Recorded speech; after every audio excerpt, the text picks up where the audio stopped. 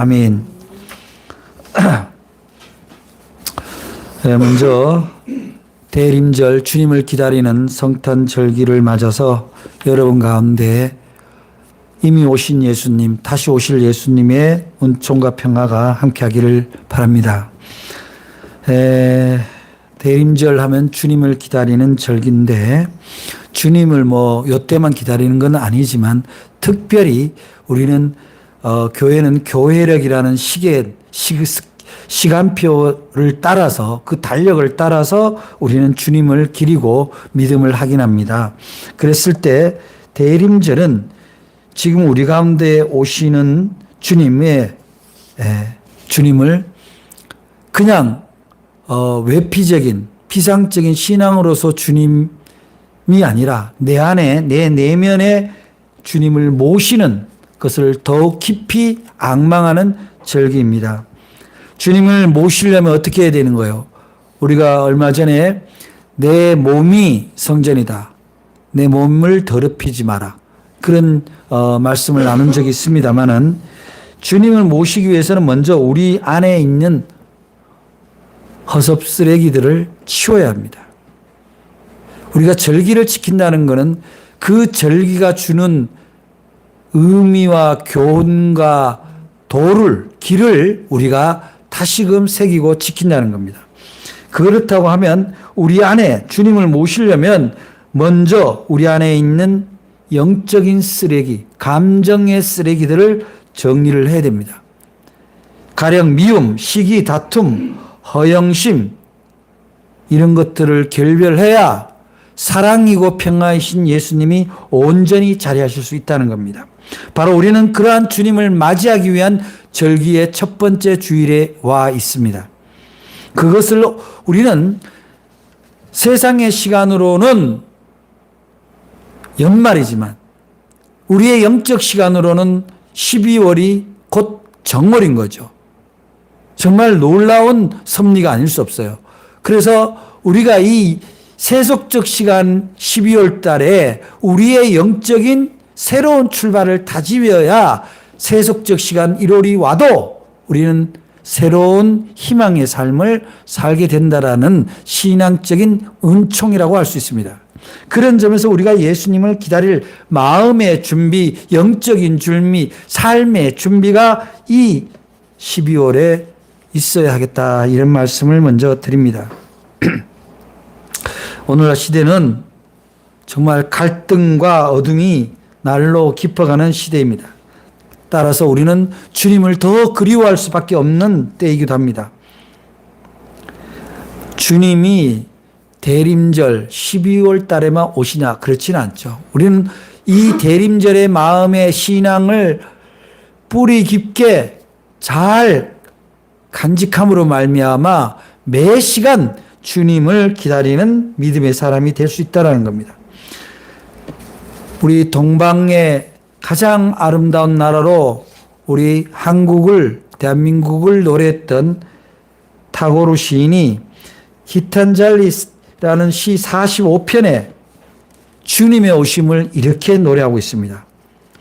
당신은 그의 조용한 발자국 소리를 못 들었습니까? 그는 오십니다. 오십니다. 늘 오십니다.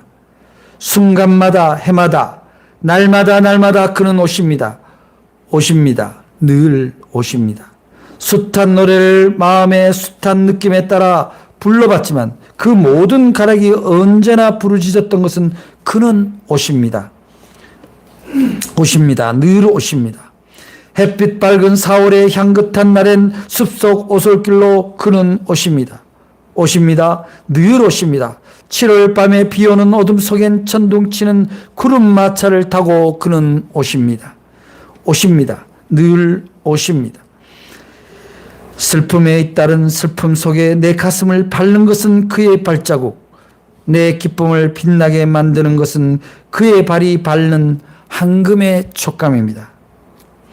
이렇게 주님은 우리가 애타게 기다리든 기다리지 않든 우리에게로 오고 계시다는 사실을 믿어야 하는 시절입니다.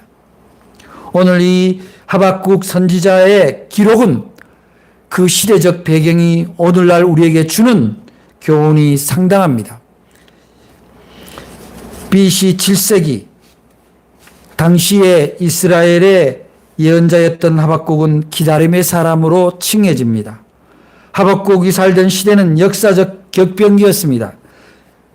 BC 612년부터 607년에 있었던 강대국 아시리아가 바벨로니아와 메데아 등과 전쟁으로 남유다 지역인 팔레스타인 지역에 힘의 공백이 생기는 틈을 틈타 북쪽의 애굽의 이집트와 함께 싸우던 갈그메스 전투에 의해서 백성의 지지를 받았던 요시야 왕이 결국 그 전투에서 전사한 민족의 절대절명의 위기였던 시대였습니다.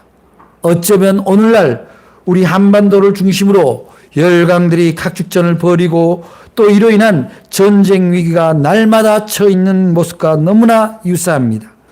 강대국들의 부당한 요구와 공격은 매우 답답하고 안타깝지만 그때나 지금이나 권력자나 종교 지도자가 도덕적으로 해이해지고 종교적 문란은 결국 하나님의 근심을 다하고 그 하나님의 징벌을 피할 수 없는 상황으로 몰려가게 되는 것입니다. 주전 612년에 아시리아 수도 니느웨가 바벨로니아와 메데와 공격을 받아서 무너진 후에 시리아, 팔레스타인 지역은 힘의 공백기를 맞이하고 있었습니다. 아시리아는 결국 무너졌고 바벨로니아 제국은 그들에게까지 손을 뺏기는 힘이 부족했던 겁니다. 그때 오랫동안 아시리아에 눌려 이 지역에 대한 통제권을 잃어버린 채 절치부심하던 애굽이 영향력을 확대하려 했습니다. 마치 오늘날 미국이 여러 가지로 영향력이 약해질 때 중국이 그 영향력을 확대하며 아시아와 태평양의 패권을 노리고 있는 것과 유사한 모습입니다. 하지만 바벨로니아는 그것을 허락하지 않았습니다. 주전 605년경 옛 강대국 애국과 신흥 강대국 바빌로니아가 유브라데스 강 유역의 도시인 갈그미스 전투에서 결국 큰 전투를 벌이게 됩니다. 이 전투에서 바벨론은 애굽을 몰아내는데 성공했고 시리아, 팔레스타인 지역까지 자기들의 통제하에 두게 되었습니다. 갈그미스 전투는 남왕국 유다의 운명을 바꾼 전투였습니다. 잃어버렸던 옛 영화를 회복한 왕으로 칭송받으며 민중들의 두터운 지지를 받았던 요시야 임금이 애굽왕 느고의 북상을 저지하기 위해 나갔던 무기또 전투에서 결국 전사를 하게 되었던 것입니다. 그의 죽음과 더불어 유다의 운명은 풍전등과 같은 신세가 되었습니다. 바로 이때 민족의 위기, 종교의 위기에 하박국이 활동했던 시절입니다. 하박국은 하나님이 왜 이 세상의 불의를 벌하지 않고 방관하는지 물음으로 시작합니다. 하박국이 살던 시기에 유대의 사회는 철저히 무너졌습니다. 불의, 폭력, 부한자의 끊임없는 약탈, 다툼과 시비가 그치 않았고 율법은 해이해졌고 공의는 실천되지 않고 법률로도 살아있지 않았습니다. 악인들이 의인들을 협박하고 정의는 무너졌습니다. 하나님은 하박국에게 갈대아 사람들을 채찍 삼아 유다를 심판할 것이라고 분명히 말씀했습니다. 그러나 예언자는 하나님의 뜻을 이해할 수 없었습니다. 납득하기 어려웠습니다. 그래서 그는 의문을 제기하고 불만을 제기합니다.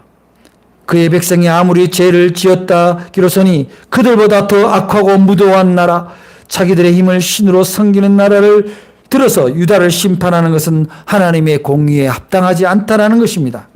악을 보고 참지 못하시는 분이 힘으로 사람들을 억압하는 사람들을 왜 그냥 두시냐는 항의의 기도였습니다. 하박국은 하나님의 답을 드리려고 초소에 올라갑니다. 비장한 결단입니다. 답을 듣지 못하면 내려오지 않겠다는 결의였습니다. 그때 하나님이 그에게 응답하셨습니다. 당신이 보여주는 묵시를 기록하여 모든 사람들이 똑똑히 볼 수 있도록 하라는 것이었습니다. 그 묵시는 한마디로 끝이 곧 온다는 것이었습니다. 하나님이 정하신 시간에 그날은 반드시 오신다는 겁니다. 그날은 물론 힘을 신처럼 숭상하는 제국의 멸망입니다. 지금은 비록 그들의 세상처럼 보이지만, 그래서 그들이 기고만장하고 있지만, 그것은 마치 제사를 위해 준비된 제물처럼 희생된 날이 올 것이라고 하나님은 하박국에게 일러주었던 것입니다. 이 하박국이 들은 하나님이 정한 때는 바로 마치 출산의 때와 같습니다. 무리하게 앞당길 수도 없고 미룰 수도 없습니다.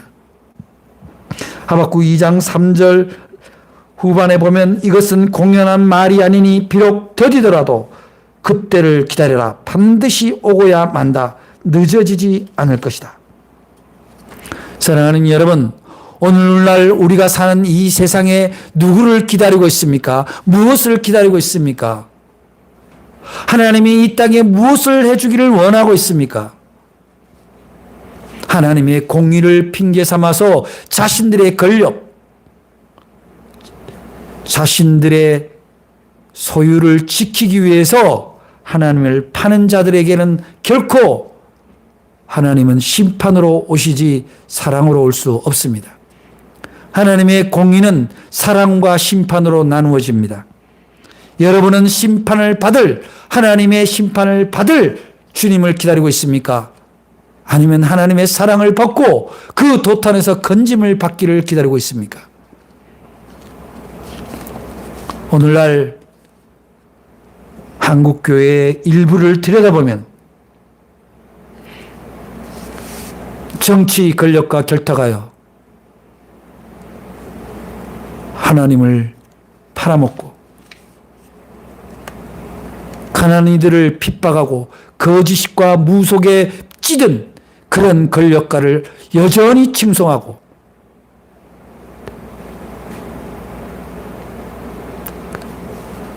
제국주의인 미국의 정책을 무조건 옹호하며 모든 것을 차별을 용인하는 그런 잘못된 공의를 굳게 하고 폭력을 앞세우고 의인을 억압하는 모습의 종교의 모습을 보고 있지 않습니까? 언제나 그들의 제사, 예배의 모습을 보면 뭔가 모르게 한껏 부풀어 교만이 넘치는 듯한 모습을 보게 됩니다.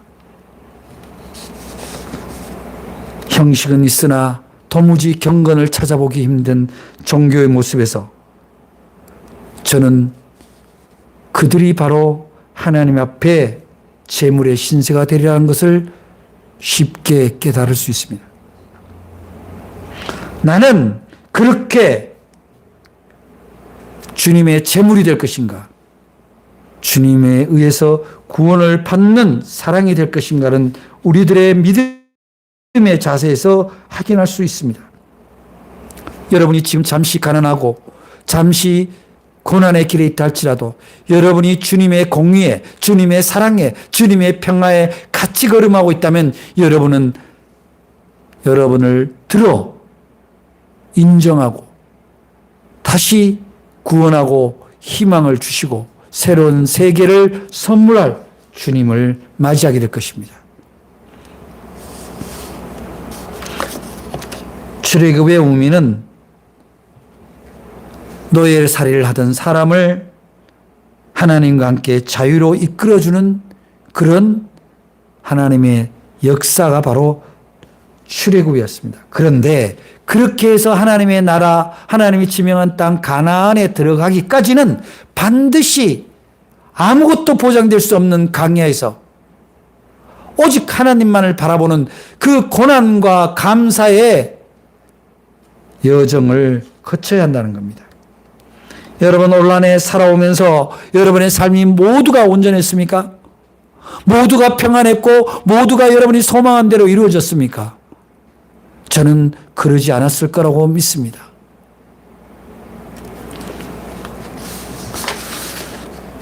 송윤수 목사님을 저희 모교에 제가 나이 30부터 49살까지 함께 신앙생활을 했던 그분 교회의 사모님이자 목사님이셨습니다. 그분의 정말 저돌적이고 맹목적인 복주의 사역을 할 때 많은 사람들의 오해와 또한 비협조가 있었습니다. 그럼에도 불구하고 그분은 마음을 한결같이 교회를 키우는 일보다가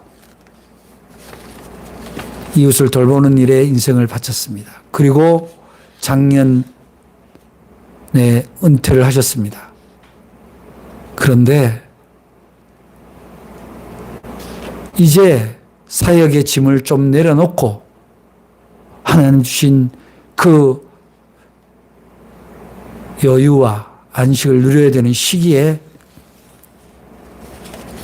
예기치 못한 불의의 질병으로 하나님의 부르심을 받았습니다. 인간적으로 너무나 슬프고 안타깝습니다. 그러나 그분의 삶을 통해서 볼 때 그분은 더 힘든 고통을 덜어내시고 가장 평화롭고 포근한 주님의 품이 하나님 보시기에 좋았을 수도 있었습니다. 그분이 기다렸던, 송현수 목사님이 기다렸던 평화는 무엇이었을까요? 자신의 안락이 아니었을 거예요. 위협받고 고통받는 이웃의 그 평화를 위해서 자신을 내어놓았던 삶이었습니다. 모든 이 오해와 질고를 무릅쓰고 하나님은 그런 자에게 평화를 주신다는 거예요. 그런 분의 희생을 통해서, 헌신을 통해서 다른 이에게 평화를 주시는 거예요. 저는 여러분들의 대림절이 여러분의 작은 헌신, 작은 사랑을 통해서 누구에겐가 평화를 줄 수 있다면, 그래서 궁극적으로 예수 그리스도를 통해서 내가 평화를 보여주고 평화를 이루어가는 그런 모습을 보여준다면 그 신앙이 진짜 예수님을 기다리는 신앙이다, 이렇게 볼 수 있다는 겁니다. 우리는 힘든 시대를 살아갈 수밖에 없습니다. 인생이란, 세상이란 나를 중심으로 돌아가지 않습니다. 각자의 추구리 서로 맞물려서 돌아갈 때 마찰음이 있을 수밖에 없는 게 세상살입니다. 그럼에도 불구하고 우리는 무엇을 앙망해야 합니까? 부딪힘 가운데서도 서로의 모서리를 무디게 하고 서로의 상처가 덜 생기도록 내 자신을 깎아가는 것이 바로 주님이 주신 평화의 도리입니다.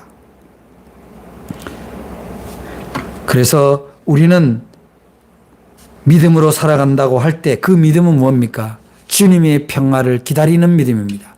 주님이 반드시 이 불의와 고난의 시대를 반드시 해결해 주시러 오신다는 믿음, 그 믿음이 바로 의인이 된다는 사실입니다. 사랑하는 여러분, 많은 사람들이 종교를 쓰고 있지만 그 종교의 이름으로 권력 앞에 굽신거리고, 저는 한국 기독교가 왜 국가 조찬 기도회를 열고 그 자리에 헌금하고 자리에 서는 것을 좋아하는지 정말 이해할 수가 없습니다. 그 자리에서 대통령을 무릎 꿇히고 그런 것을 통해서 종교의 권위를 내세우고 싶었을까요? 저는 반대로 봅니다.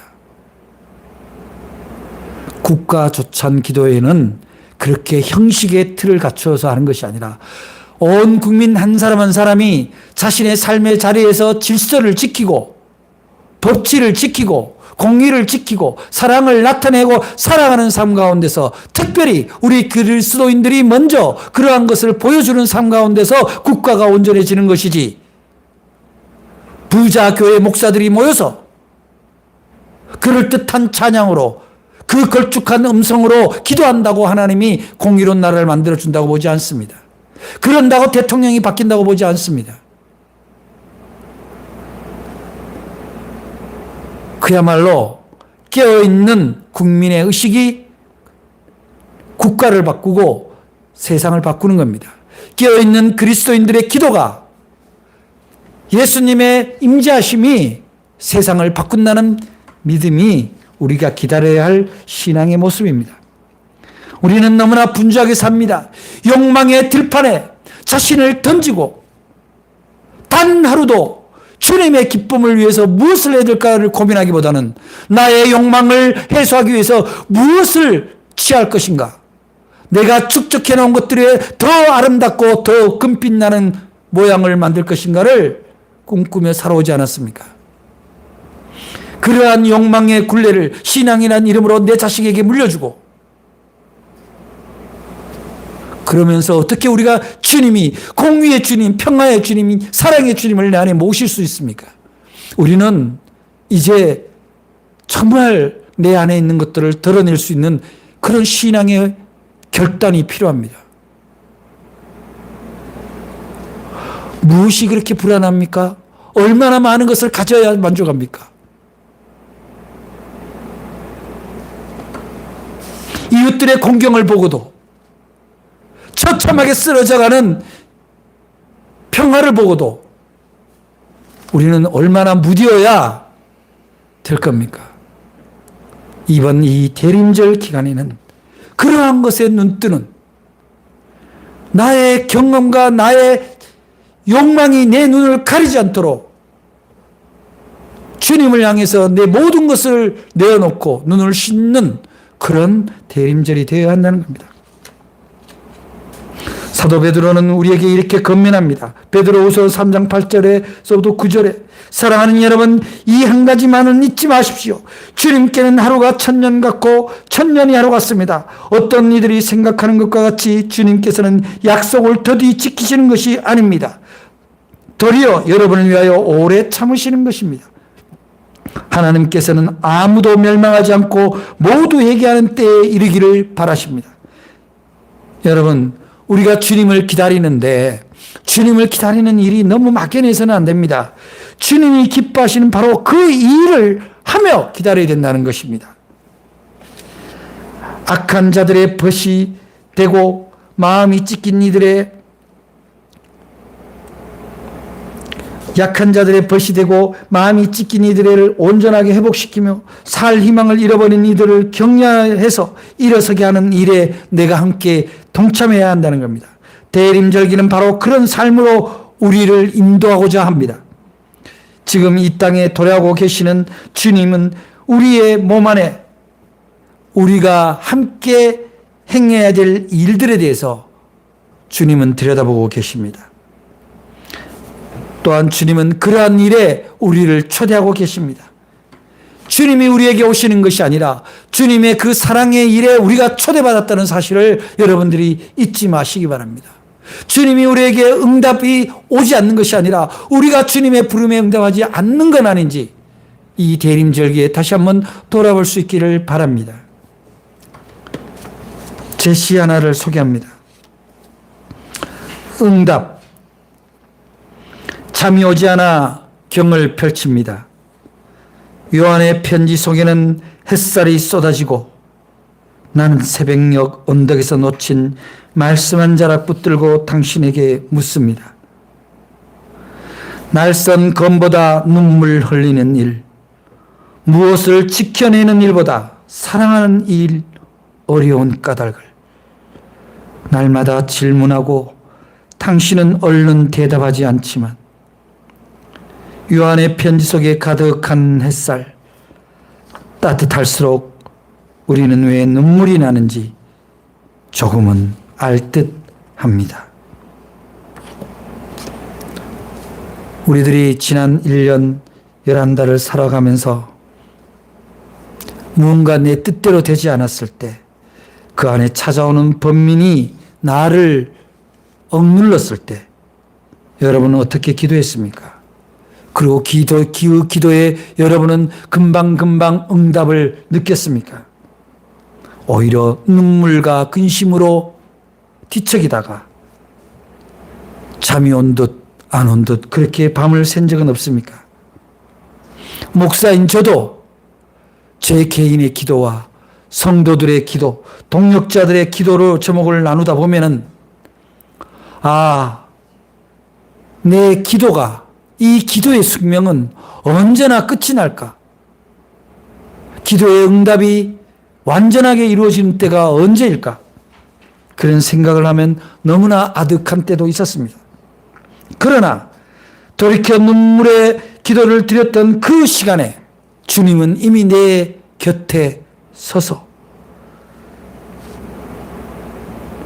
소리 없이 내 어깨에 손을 얹고 계셨다는 것을 깨달을 수 있었습니다. 육안으로는 보이지 않지만 마음으로 얼마든지 느낄 수 있는 주님의 위로, 주님의 두드림, 그것을 만나는 순간, 아, 주님을 기다린다는 일이 얼마나 감사하고 평화로운 일인가, 얼마나 다행인가, 그런 생각을 하게 되었습니다.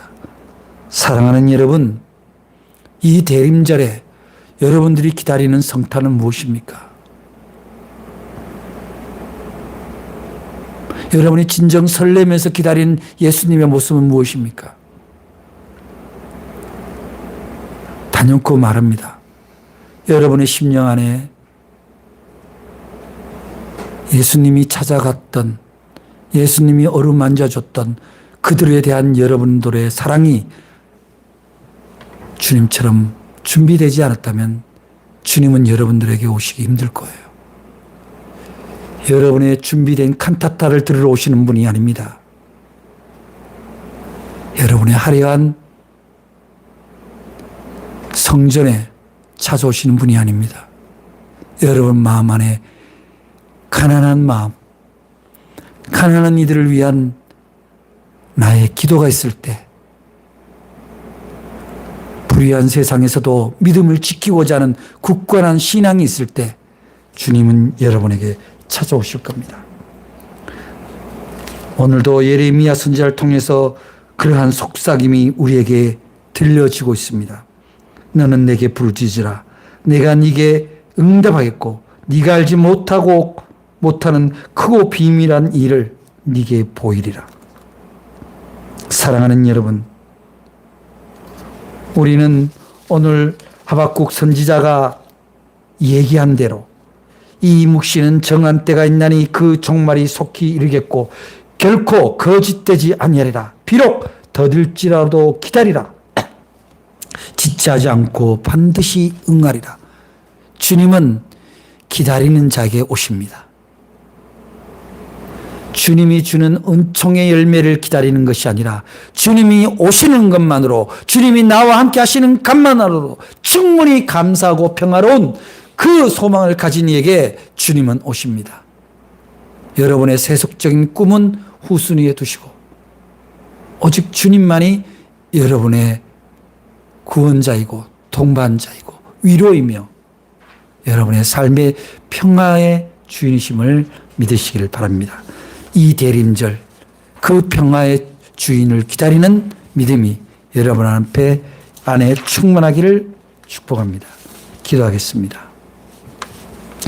사랑해 주님 감사합니다.